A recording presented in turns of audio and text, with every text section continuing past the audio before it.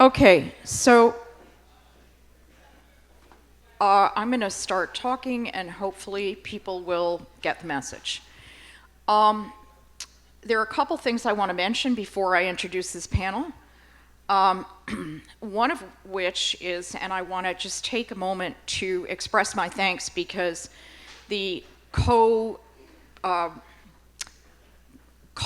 if you can have two mothers and no father, but anyway, we can in this world, of our future program, which was the suggestion of two designers, Bliss Lau and Lorraine West, about having students and emerging designers who are mentored, guided, whatever, during their time here.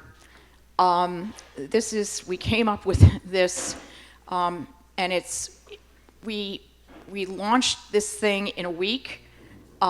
So obviously imagine if we have the opportunity for continuous improvement, what we can do in a year. So I'm grateful to them, and we look forward to that because bringing people along is part of the journey. We've got to find another word, but at any rate, it is critically important. So I want to express my thanks to them. And I guess most immediately thank Rachel and the World Bank for lunch, which was both delicious and informative, food for the body and food for the mind. And given the fact that I may not have this chance again, two things. One, I want to thank our sponsors, because honestly, I'm trying to remember which conversation it was, but somebody said, oh, I know, I was talking with Belmont, and Marcelo Ribeiro said, everything costs money. Everything does cost money. At the same time, one hopes it's coming from the right place. So I'm very grateful for the support that we've received from Belmont, Cruzeiro, the World Gold Council, BETS, IGI, GIA, Newmont, Sarine, Anglo Ashanti, Hoover and Strong, Rio Grande, the World Bank, Heritage, our host on, I think I died, Monday evening, and DMIA. Thank you. And DMIA.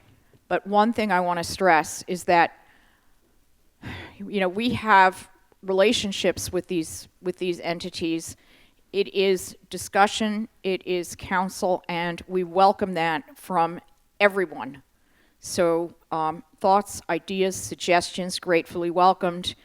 As Mark Hanna, who can't be here this year, would say, ever better. And that's what we strive for.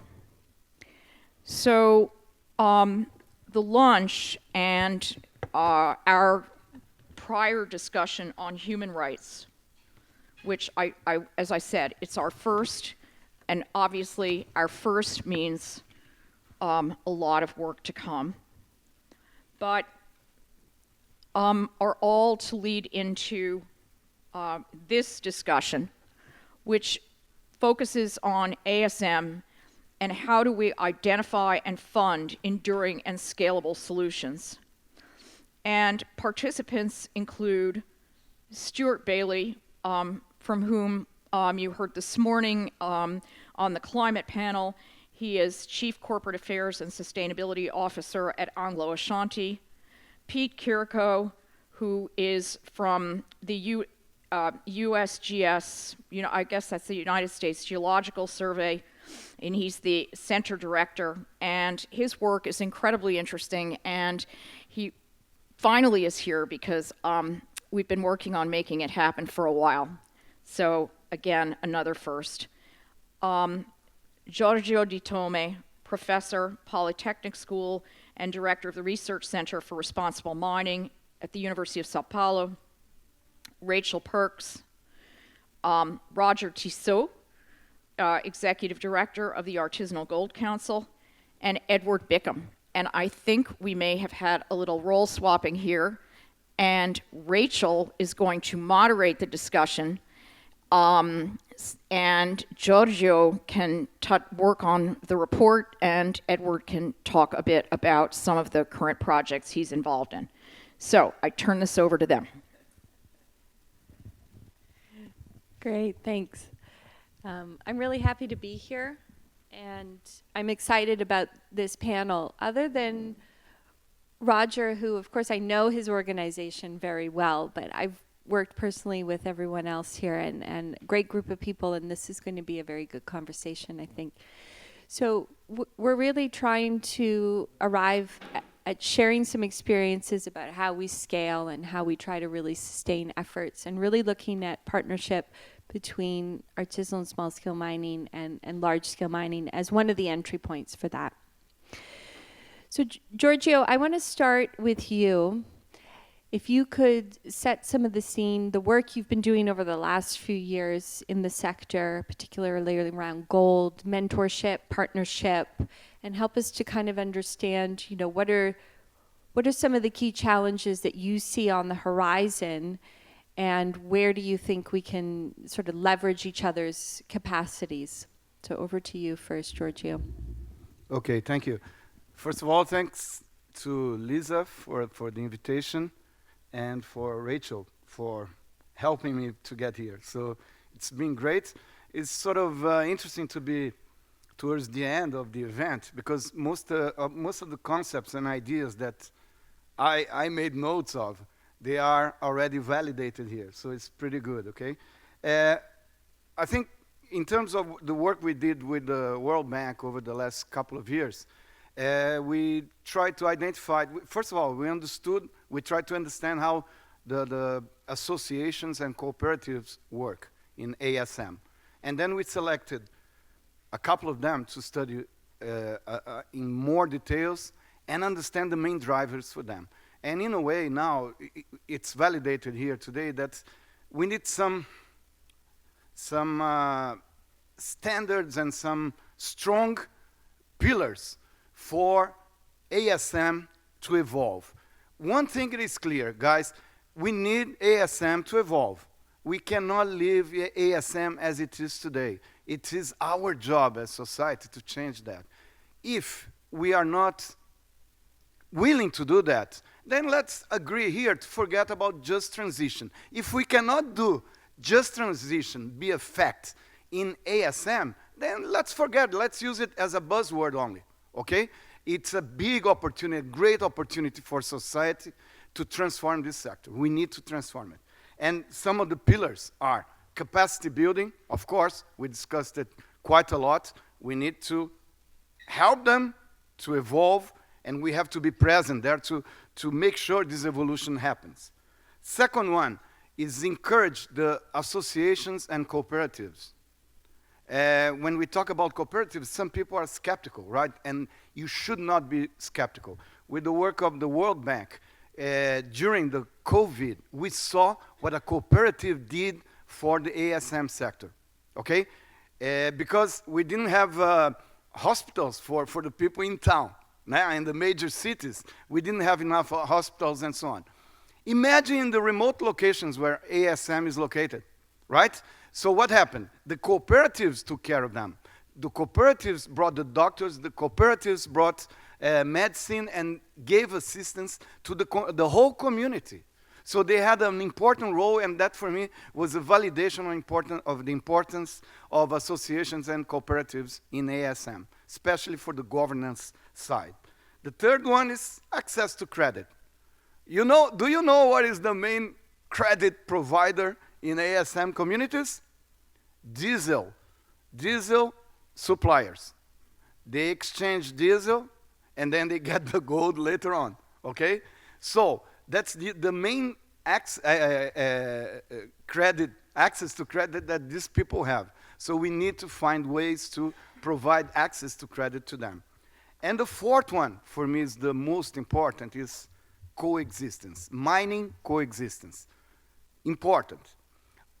We are talking about mining here, but who understands mining? Who understands how to do mining in a responsible way? It's the large corporations. They are experts on that. So if we can find a way for these corporations to collaborate with artisanal mining, we have a way to promote proper and responsible mining, even in the ASM sector. When we do research on this, the successful cases of ASM in the world most of them are related to coexistence. Okay? So coexistence is one of the 4 pillars that we need to support. And just to complement here, it's not enough. These are the 4 pillars that we see that they have to be there in all places, but we also need public policy. But it's not just public policy. Christina was saying something about that earlier on. We need institutions and agencies that are there and present to enforce the legislation. It's not enough to have the legislation or the policies and everything. You have to be there because these people, ASM, are located in remote locations. Agencies don't like to go there. It's very hard, very far, very expensive, right? So we have to make sure not only the policies are there, but also they are being supported by the agencies. And the last one is certification and traceability. We discussed that quite a lot here. It's something that can be done. There are many ways to do it, and these things have to be put in place together so we can promote this transformation, this evolution of the sector. You've really laid the ground essentially for what are the pillars and the elements, and really thank you, Giorgio. We're going to get back to you in a minute with another question specific to Brazil. So, but let me move on now to Roger and to ask Roger, do you want to come in, because some of these points that Giorgio has raised you are actively working on as an NGO or a nonprofit. What is your view on the challenges in addressing some of these issues, and really, how do we get to scale? I think that's the big question that everyone is asking. Thank you. Thank you, Raquel. Yeah, all the comments are very valid, and I think the sector, or SGM, only talk about the gold sector, is well studied, has been very well understood by many academics and a lot of research. What we try to do is to find where an organization like us, a non-profit organization, fit into the whole complexity of the value chain.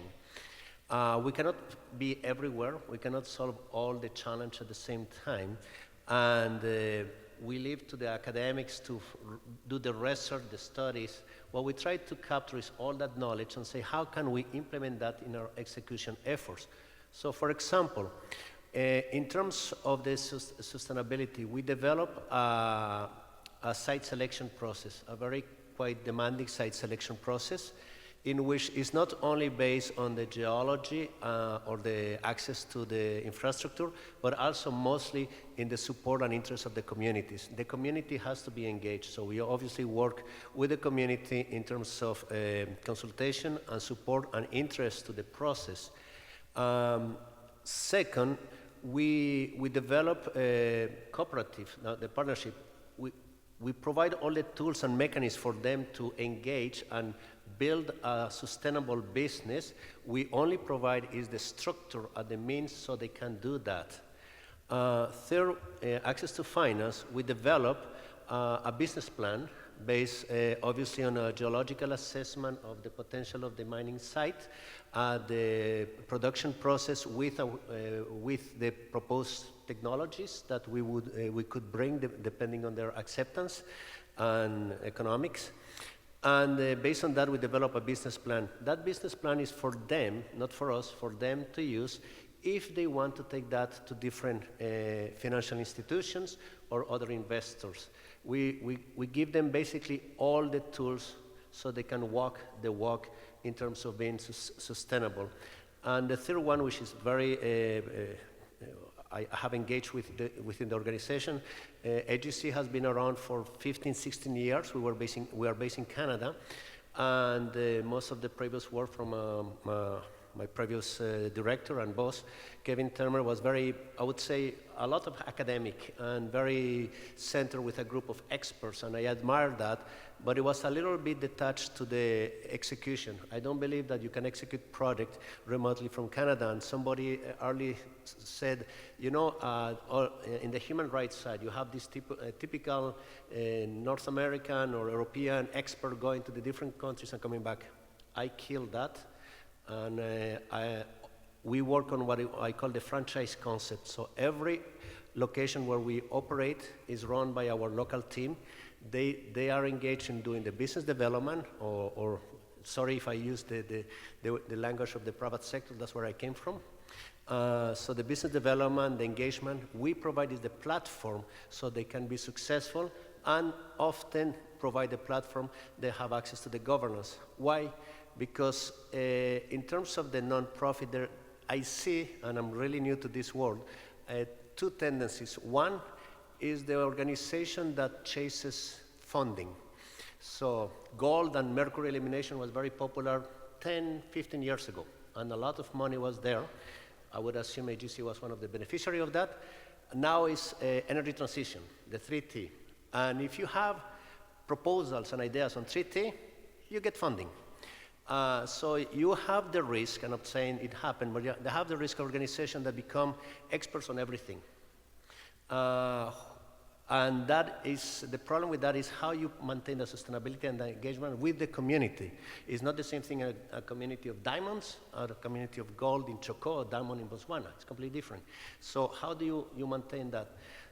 On my case, the board was very direct, say you will only do gold. I don't care how you get your funding, but we will not open any other. So that's what we are, that's what we do.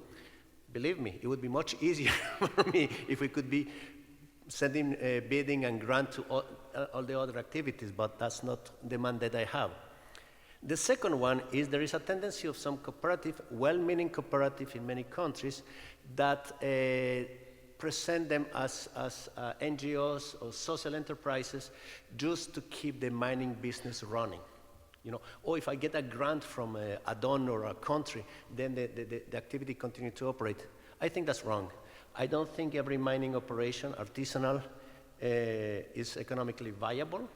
So providing that subsidy that way is wrong. What we need to provide is the support in which that mining community can be viable in the marketplace. So that's what we try to do at AGC. And we are, as I said, in Canada, we basically have a very minuscule office, and it's all distributed and decentralized in the different countries we operate. Thank you so much. Maybe building on your last remark, you know, it makes me think one thing that we don't talk about so much, in which Pete is going to enlighten us on, is really, at the end of the day, we have to have something to mine. That's really where it starts, is mineralization, right? And one of the challenges we really face in this sector is that that's not often the first thought. It's not the first thought in the way that governments are going to allocate lands. It's not always the first thought for miners also, right?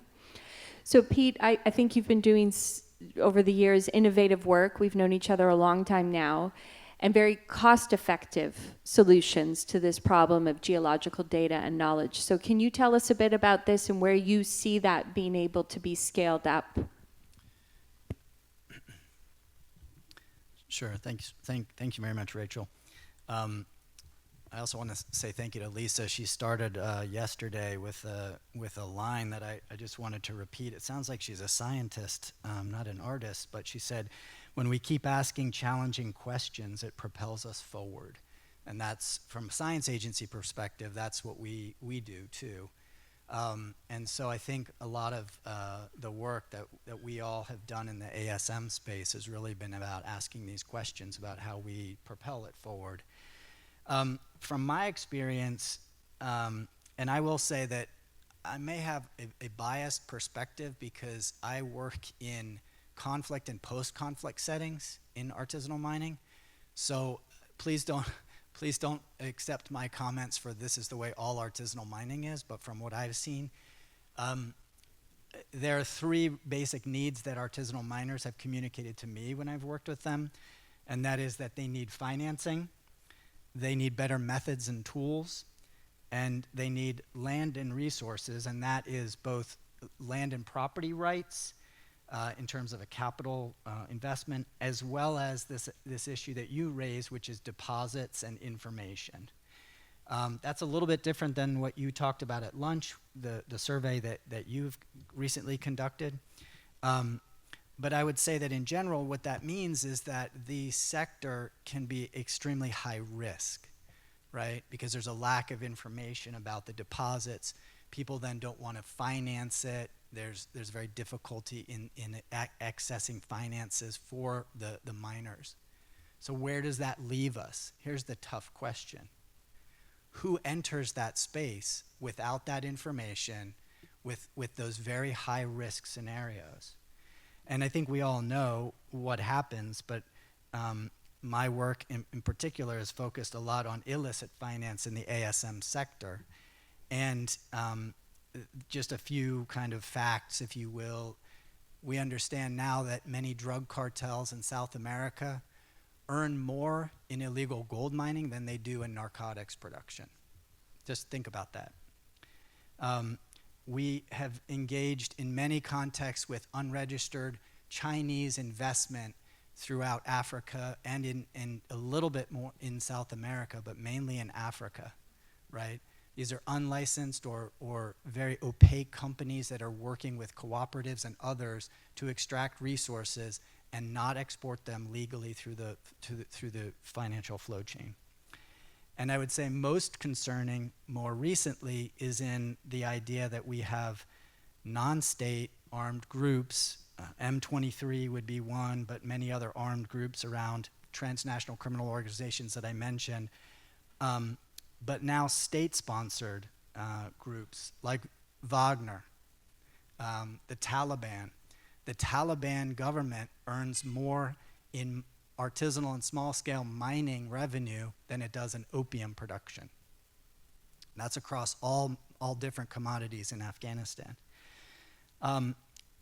Also of concern to me is the work that I've done in the Central African Republic about diamonds. That could be a whole nother topic. I'd be happy to tell you everything I've done for the past 10 years. Thank you, Brad, Pamela, who are here. But I think it's important to recognize that the Central African Republic, Niger, Mali, Burkina Faso, they've all recently turned away from the West, right? And they are engaging increasingly in using mining as a mechanism for funding their government activities and other activities and sharing that with their new partners. So where does all this lead us, right? Rachel's like, get to the point, Pete. I know. I'm gonna try to claw it back here, and but for somebody with my proclivity for the darkness, this is where I'm happy to work in this world. But I do want to say, just to sort of understand that the supply chain, sometimes I use the analogy, if this bottle of water is the supply chain, and we say 20% of the supply chain is artisanal production, I won't do it here, but if I took my water and I poured it back in there, and that was the illicit production that gets mixed up in the supply chain, you wouldn't be able to tell the difference, would you? No. If this water contained 1% of arsenic, and I said, well, you can't really see it, but would you care to have some? No, you wouldn't. That supply chain, because of the way gold works its way through the refinery or smelter, and it all gets mixed together, or cobalt moves through a crude processing where it's integrated with artisanal and industrial production, or in the Kimberley process, diamonds are shipped from country to country under a certificate, Kimberley process certificate, that says a mixed parcel. Nobody can identify the poison in the supply chain. It's integrated. So part of what we've been trying to do, and this is where I'll try to claw it back, is to better understand the mapping, the monitoring, and the assessment of what artisanal miners are doing and working in the particular context where they are. It's critically important for us to understand what contribution those artisanal miners are making to that supply chain. How much are they producing? Where are they producing it?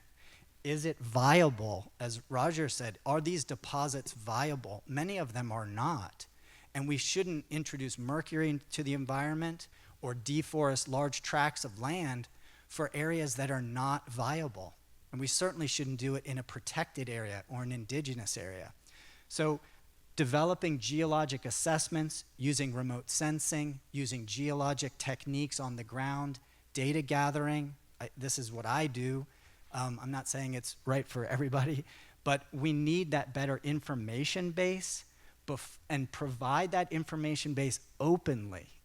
The USGS products are all open access, public domain reports and documents, and that's of critical importance to support artisanal miners and programs. Something like Gem Fair would be an example. We've had discussions with some of the folks that are working there about how to use remote sensing techniques to better identify artisanal mining activities and the rate at which mining is occurring, and all of those to build it into a framework of information that will then lower the risk, help with property and capital investment, and hopefully get to the point where financing can be more confidently provided so that we can squeeze out the illicit actors.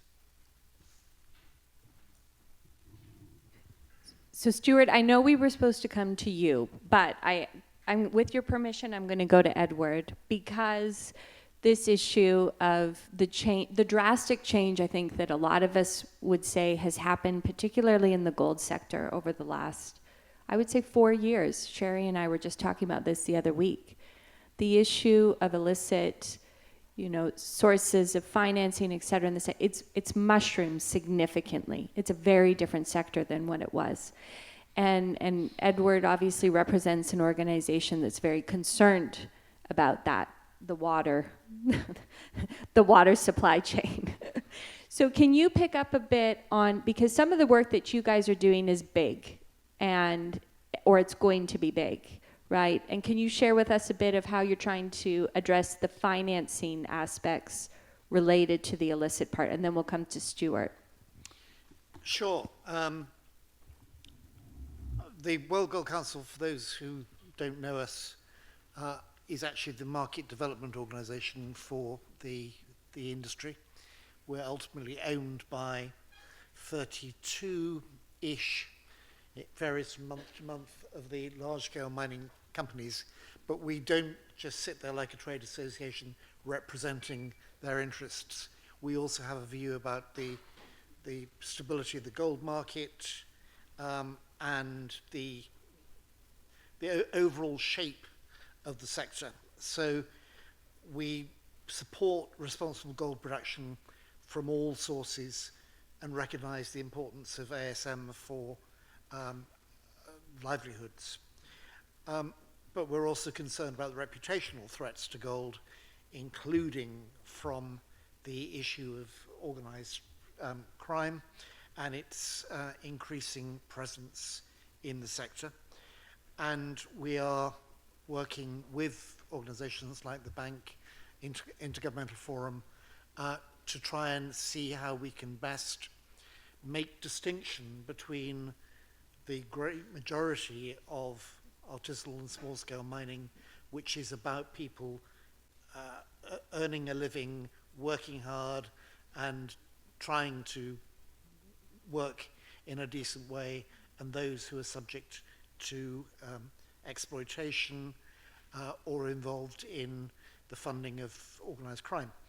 So making that distinction and trying to work out the right sort of coalitions that we need to mobilize is, I think, going to be one of the key challenges going forward.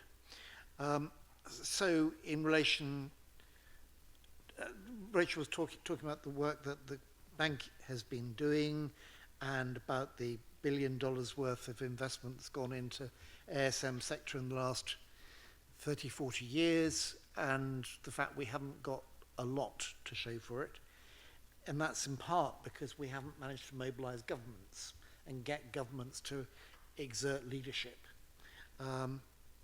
both in an enforcement sense and in a supporting responsible actors. So our agenda is really about promoting formalization, supporting better access to markets for responsible operators, mercury-free, and looking at ways of facilitating access to capital. And within that, we have a number of programs, one of which is with central banks. And that's about trying to get central banks where they buy material from small-scale miners to make that linked in with wider mining policy objectives, whether it be formalization, mercury-free, access to clean finance, and then access to bullion markets, trying to make it a holistic approach. Sherry was talking earlier about working within companies on a cross-departmental room. Governments, and indeed the private sector working with governments, need to do that. All too often we're working in silos. And we don't get incentives right. So one of the things we've just done with the central banks group, we have an initial group of 7 central banks working together to move more actors from the illicit to the licit column. And we have this pioneer group of 7 we're working with, and they're looking at incentives, competing with the black market for acquiring gold, and what will change the behavior of small-scale miners, accessibility of those purchase schemes, access to finance, and cross-agency cooperation.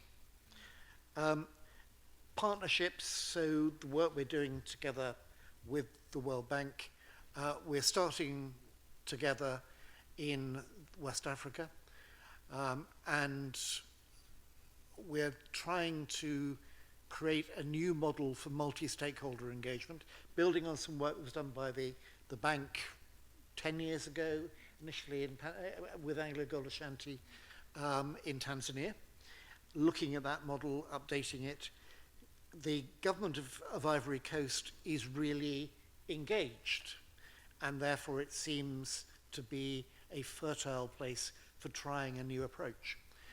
Some of the large-scale miners are saying, well, if you can tell us that the people who would take on the ground are going to run it well, and we can work with them and they're legal, then we're prepared to give up areas of our concession. And we'll work with them in trying to mentor and improve the access to the bullion markets, safety, environment, and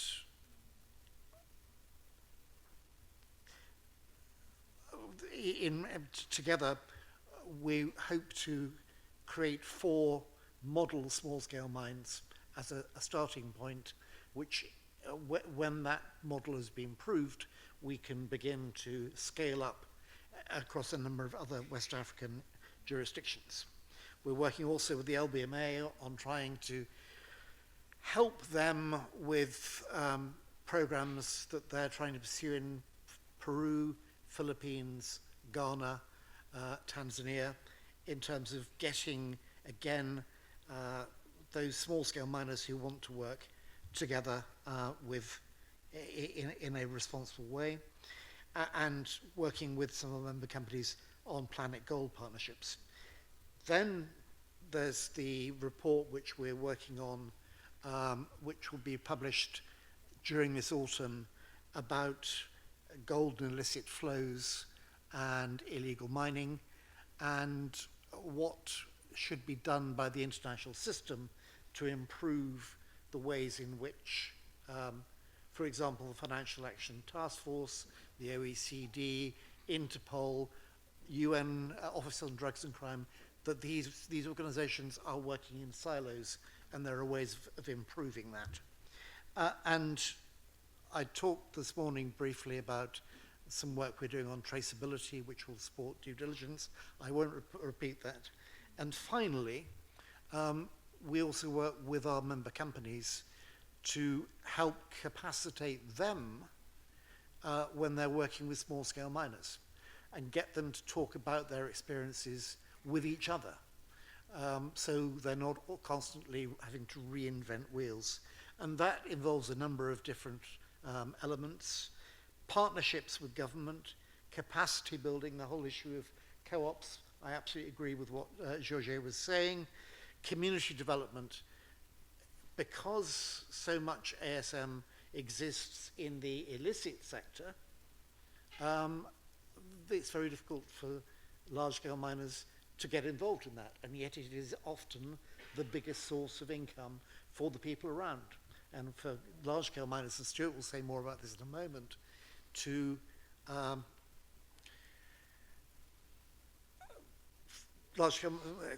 to work with communities to create sustainable development, being able to work with ASM and coexist or find safe ways of interacting is really important.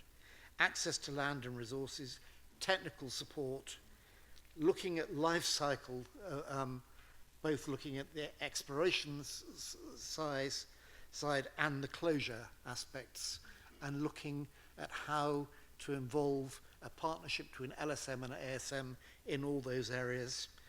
And finally, trying to find the right routes to market, because if we're going to try and choke off those billions that are currently going into illicit markets, we need to be moving stuff country by country, community by community, from the illicit into the licit columns.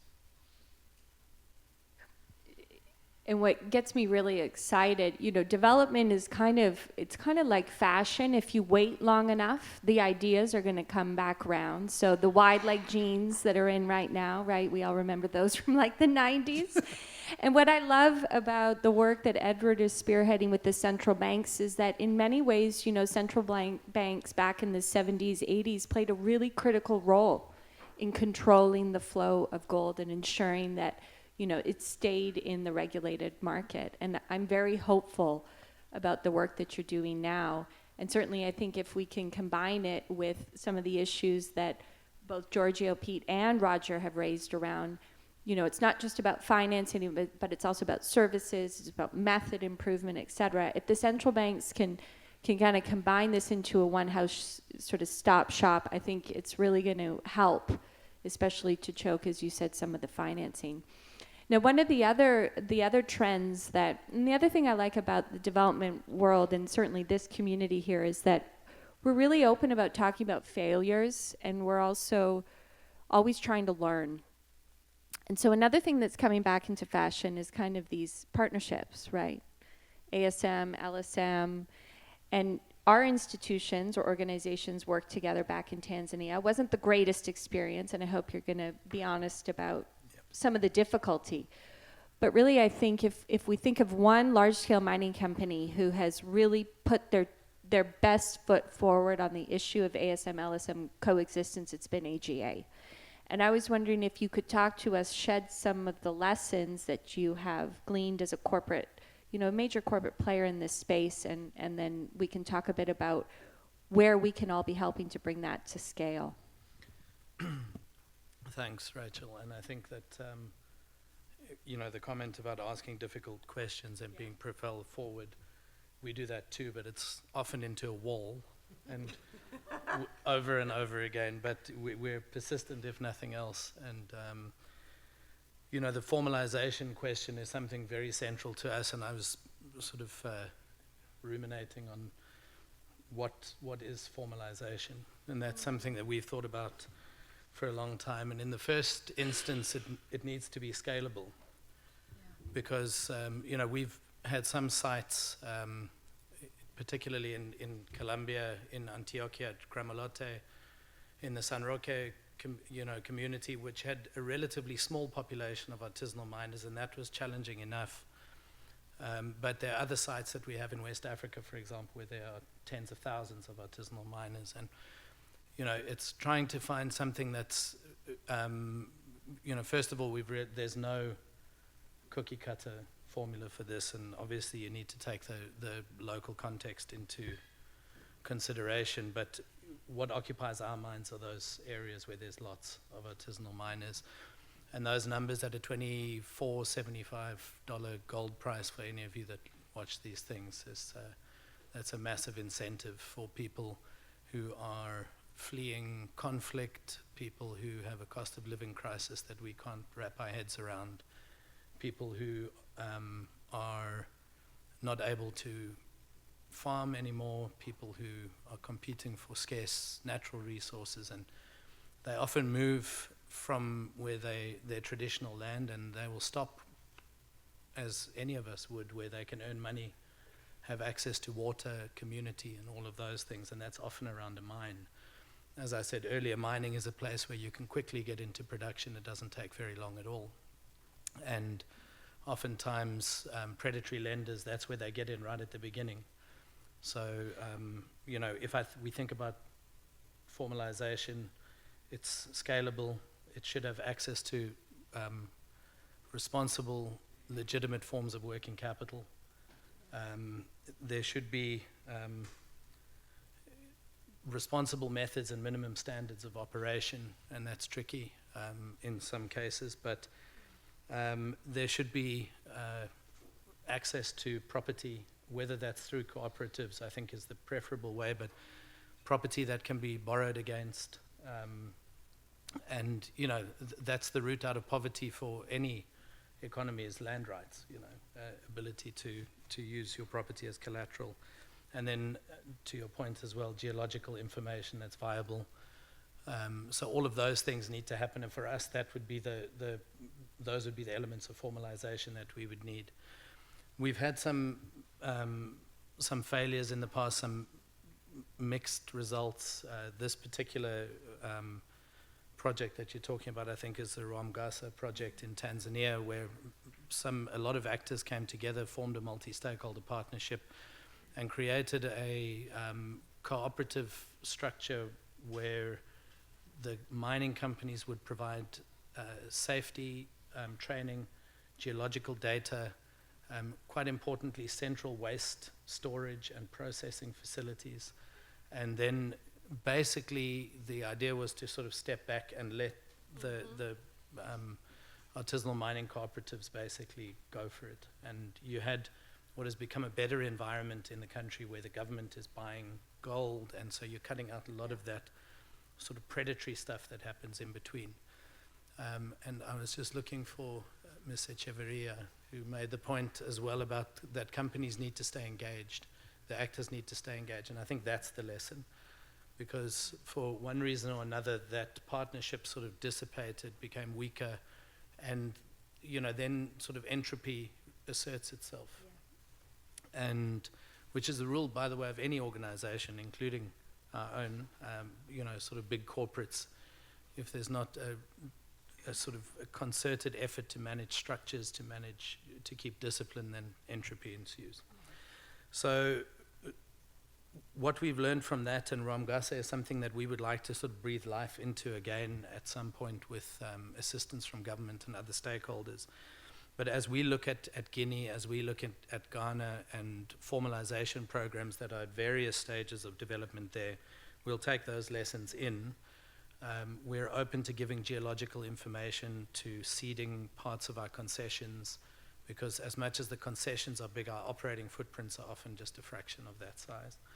And then working with other actors, and this is important, to create those enabling partnerships. Both government, non-profit organizations, civil society, artisanal mining groups, and we are very open and have brought those parties together. And so we'll have another go, because you know, we'll never stop propelling ourselves forward, and hopefully we find the gap and make it work at some point. And you know, so we'll be watching your Côte d'Ivoire endeavor with a lot of interest. Hopefully you'll look at our Guinea one with UNEP and some other actors at the same time, and hopefully we crack this thing in due course. I am just mindful that I didn't look at the clock, Lisa, before we started, so how are we doing? just so we know, because I want to open it up to questions too. Okay, great. So that was like an amazingly fast tour de table from a lot of people who have a wealth of experience on this subject. And in summary, I would say, from my own personal perspective, I feel we're really at a critical moment, particularly in people wanting to do things better and bigger. And now the question is just how, as you say, Stuart, how do we stay engaged? How do we sustain our efforts and really see how we can come together in really big and meaningful ways? And I look forward to working with many of you over the next few years. So what I'd like to do is, I guess we'll just open it up to some questions. If there are questions in the room, maybe we'll take 3 to start, and then we'll do another round. So just put up your hand, please. I don't know if there are microphones. Yeah. Yeah, so Christina, and then Brad, did you put your hand up? and Sherry. So Christina, Brad, and Sherry. Thank you. Thank you all for those interesting points. I would like to say that perhaps because of the composition of the panel, excepting you, Rachel, there isn't much mention about the perspective of women as opposed to the perspective of men in your guys' readings of, maybe with the exception of the example of Anglo Gold Ashanti and San Roque. But mostly, what I have found, although there are women entrepreneurs as well, I just want to point out that there's 2 things in this nuanced approach that I think are important, and one of them is the gender approach, and women don't necessarily want to go into big full mining, small scale mining activity 100% of the time. So there we need other sorts of solutions, which are more tied to diversified economies, where they can have mining, low intensity mining as part of livelihoods.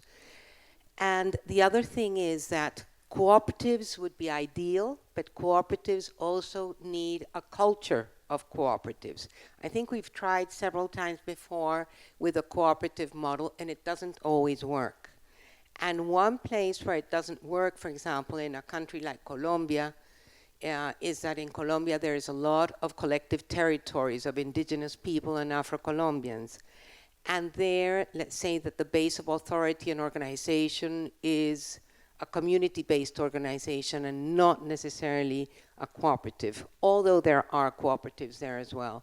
So this nuance of making sure that we do not repeat the mistakes of the past, where we thought that cooperatives were the answer to everything. Associativity is, but not necessarily in the cooperative form that is very much a straitjacket, that has certain laws and certain things that are already fixed. And the last point I wanted to make was about central bank buying, which I think is very important and should exist there, as always has existed, or existed during a long time, in distant territories where miners could go and sell in an office of the central bank and get a fair price. But it cannot be a monopoly of the state. I think that's a very important point. Because, for example, that's one of the things if a miner has a differentiated market. For example, there's jewelers who just want to work with gold from women artisanal miners who are taking care of the land. It's very difficult to keep that only through a government route. So, we need to make sure it stays open.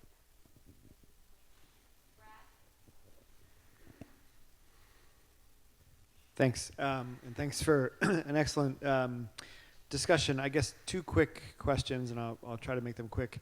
I guess really for maybe on the World Bank WGC side as well as with Stuart, but everybody who's working on some form of this development, how engaged is the downstream? Like, how engaged are you with all the good efforts of Anglo Gold Ashanti and other companies? You're not consumer facing in any direct way, and I think we struggle in all of these efforts, and Lisa does a good job of trying to bring various people together, but at the end of the day, until the consumer facing entities are are directly engaged as stakeholders, and both to provide information to artisanal miners on what happens downstream, but also as investors. I wonder how that goes. I know there have been efforts over time, but I'm kind of curious to what that's not just refineries, but all the way further downstream. And then to Pete, you mentioned sort of the role of actors like, sort of unlicensed Chinese buyers or Wagner, et cetera. I mean, one advantage they have over kind of, let's call them generally Western intervention or et cetera, is speed. I mean, they have a range of things that they do differently, but one of them is work faster. And I wonder, you reference technology and open source data and remote sensing.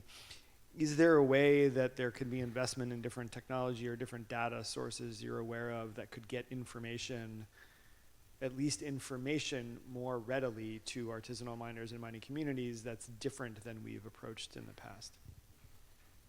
Let's just take Sherry's question and then we'll.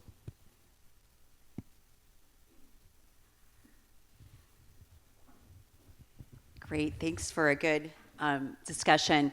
Just coming from a large-scale miner perspective, so maybe Stuart, it's a good question to you, but anybody can answer. But I feel this example of large-scale mining ceding part of their concession to small-scale mining is trending. So, hey, Newmont, AngloGold's doing it. Why aren't you doing it? Communities are asking for it. There's some pressure from some governments to do it.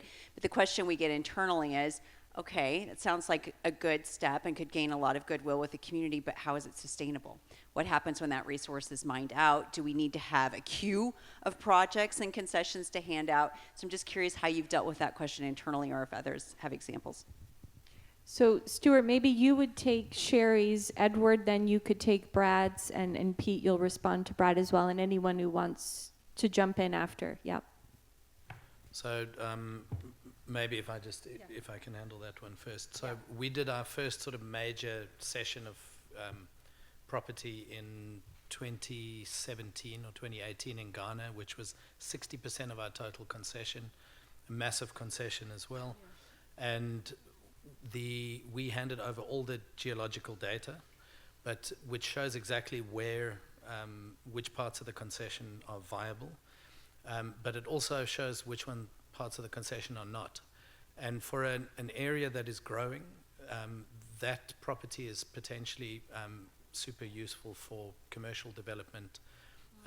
And I think that's actually the prize, because you know, let's be realistic, you're also not giving up the plum of your concession, you know, so it's not what you're going to use. Some of it will be hopefully used by ASM cooperatives, which will be the Ghanaian model. But we're really interested in seeing what gets done with the rest of it, and you know, hopefully that in itself becomes a wellspring for other employment and development in that region. So I think that you don't necessarily have to think of it as purely feeding the sort of ASM machine, but you know, hopefully, you know, getting the community to deploy capital in other areas. Great. Thank you. Edward? On Downstream? the downstream, of course, there are well-established niche players who are interested in sourcing ASM, and that's terrific. The more, in the context of the DRC, quite a lot of people also initiated through NGOs closed pipe programs, and those were good for showing that something was possible, but all too often they never got scaled up, and you ended up with schemes the moment that you took away the subsidy, everything fell over again. So I think that the important thing at the moment is that we certainly keep downstream engaged, well-informed about options, but probably try to find ways in which you can deploy collective energy and resources rather than lots of little points of light.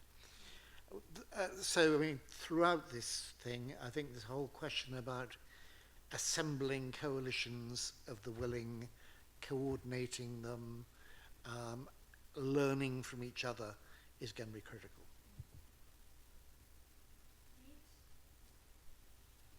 Take a little bit of Brad's question about the speed and information. I would say that today, obviously, we are vastly more equipped than we were 10 years ago with remote sensing data and open access data, but also in the digitization of records and reports from libraries or geological reports that had been produced prior. So I think we have so much data. It is often sometimes it's difficult to get it into the forms that we can get it to artisanal miners. And that's we're working on a program in Guyana right now to be able to translate some of the information that we do have about deposits to the artisanal miners and what that looks like. We're doing it through a mining school that they have that educates artisanal miners. So maybe next year, Lisa, that would be an opportunity to come back and discuss that sort of translation issue. But one other thing that I wanted to mention is that with the ASM, LSM question, I think maybe recognizing that ASM typically works in residual or alluvial deposits, and I think much of the LSM, particularly for gold and other larger things, other commodities, deals with hard rock deposits. And so sometimes we think that because we think of an area of a concession and say, well, we could cede the concession to them for this, but in some cases, I think it's not so much the aerial part of the concession, but it's you guys get the top 20 meters and we'll work on the rest because of the tools and technology that are available to each of those different communities. And so maybe we have to start thinking not you mine over here and we mine over here, but rather we mine in the same place, you guys do it first, and then we can come in with the deeper, more bigger equipment, and maybe then we take some of those miners and we train them how to do things in an industrial, large-scale capacity after they've worked in the artisanal sector for a bit, maybe. Okay. So I know we're running out of time. I want to give Giorgio and Roger last words. Giorgio first, and then Roger. Okay. Well, I was a bit concerned of drinking this water. I think it's okay, right? No, just compliment Sherry. We had as part of the coexistence, ASM, LSM coexistence work we did with the World Bank, we had a very good example, a good result, which was a set of digital courses for the cooperatives and the miners to understand what is required, to prepare them for this coexistence. That was very successful, and they are looking for a second edition now and so on. But when we went back to the site 1 year later, we saw a successful case of coexistence. But it was not mining per se. It was an artisanal miner with a cattle, a professional cattle farming. And we went there and said, well, you're working together, that's good. And the miner said, well, we learned how to talk to these industrial partners, and we convinced them to join us. So it was a way to prove that it can be done, okay? And that can help the transition of the territory and the future use as well. So we were pleased to see at least one good example, okay? Thank you. So I'm going to be very brief. I know time is short, but I just want to start with Ms. Cristina Echevarria question. I didn't mention anything about women, not because or men, but just because it's a bad Canadian practice not to brag about it. So we try to be a little bit too modest. But if you look at the work we have done, for example, in Burkina Faso, in Mongolia, we work mostly with Women Mining Association, and we are very proud of that. We have developed in Burkina an access to finance mechanism set, initially was for every miner, and we realized, well, there is a severe level of discrimination because of lack of ability to finance, etc. So we work with the financial institution, Coris Bank, to modify that and be more open to the Women's Association. So I think the gender issue, at least we are well aware of that, and we work very well in that area, I hope. In terms of the cooperatives, that's a word. I mean, when we work with a different group of miners, we use different definition, whatever is legally and socially accepted. Sometimes it's cooperative, sometimes it's social enterprise, sometimes it's association. In Mongolia, it's partnership, etc., etc. But you get the idea. It's a group of miners who try to get together and work to improve themselves, their practice. My last one is we're funded by donors. That's the only source of funding we have. And believe me, I'm always after donor. But one of the things that I completely agree with Edward is that the need of the coexistence, that is very trending. And it's something that in the past the organization looked at. But I believe that we can bring some value to that process to the large mining corporation, which we haven't engaged yet, and invite the large mining corporation to look at our work and say, how come an organization that is dedicated to executing projects with local mining groups can bring value to this issue of coexistence? Why? Because at the end of the day, it's extremely local, but it's also the similar problem. Access to finance is a similar problem in Philippines, in Burkina Faso, etc. Lack of formalization. So they share some common issues which we face in all the countries we operate. Thank you.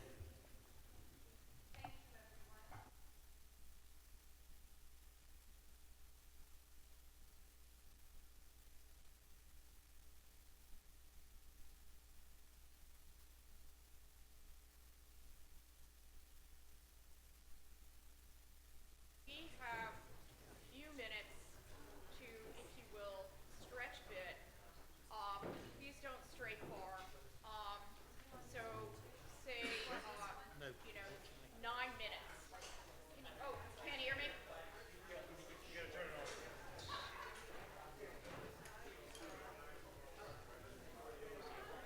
Okay, we're going to have just a few minutes of break, and then regroup for the last two talks, please.